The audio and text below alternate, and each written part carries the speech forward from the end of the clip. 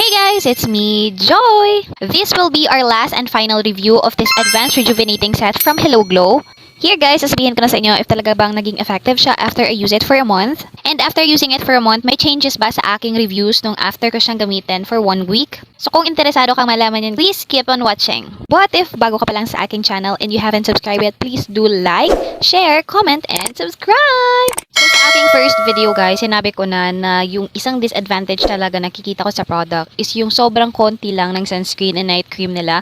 And guess what guys, naubos talaga siya guys after using it for 10 days. So naiba yung skincare routine ko after that time kasi nga sobrang dali naubos ng product. But of course, nakita ko na naman yung effect. So after nung purging, tuloy-tuloy na naman yung nakikita kong improvement sa face ko after that time. But may konting changes ako guys sa routine na ginawa ko. So instead of applying it day and night, pag lumalabas ako ng bahay guys, hindi ko na siya ina-apply during daytime.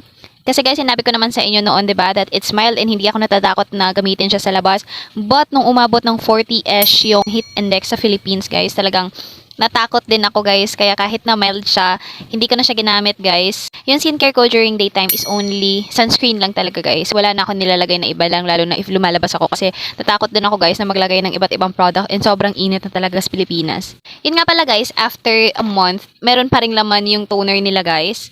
Ayan guys, pero sobrang konti na lang.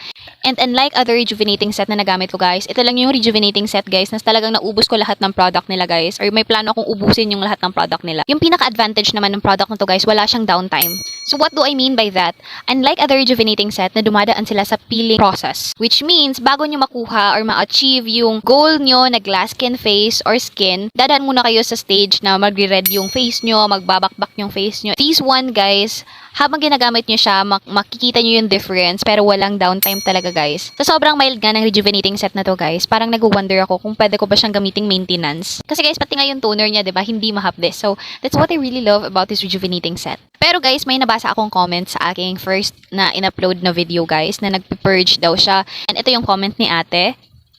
Disclaimer lang guys, I'm not an expert and lahat ng sinasabi ko sa video na to is based on my experience since sobrang dami ko nang ginagamit na products guys sa aking face. And ito lang talaga yung masasabi ko guys, lahat ng beauty products na ina-apply natin sa face natin, before natin siya i-apply sa face natin, let's do a patch test talaga guys. Yung nilalagay siya sa likod ng ating ears and sa ating kamay, I think pwede din, or sa ating neck bago natin siya i-apply sa ating face kasi sobrang sensitive ng ating skin. And guys, yung mga products or beauty products talagang higangan lang yan guys. It doesn't mean na maganda yung kinalabasan ng product sa akin is ganun din yung magiging effect niya sa'yo.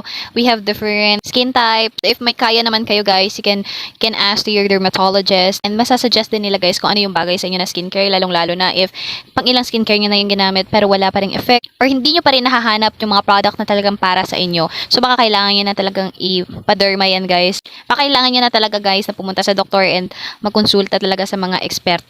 Ang kagandahan din pala guys sa Advanced Rejuvenating Set ng Hello Glow, ito lang yung rejuvenating set na nakikita ko na talagang nire-review ng mga dermatologist kasi nga sobrang mild lang ng product. So kung i-rate ko naman tong product na to guys, for me this is 9 out of 10.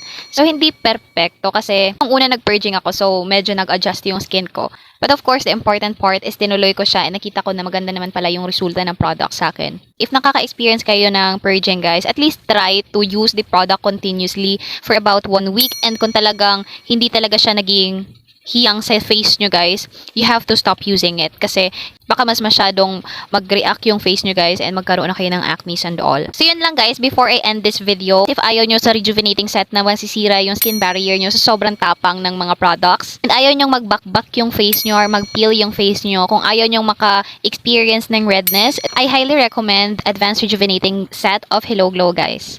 So yun lang guys, before I end this video, kung may mga gusto kayong isuggest guys, willing akong makinig sa inyo. If you have products na gusto nyong i-review ko, just comment it below and try natin guys. And that's it for today's video guys. Thank you so much for watching. Bye!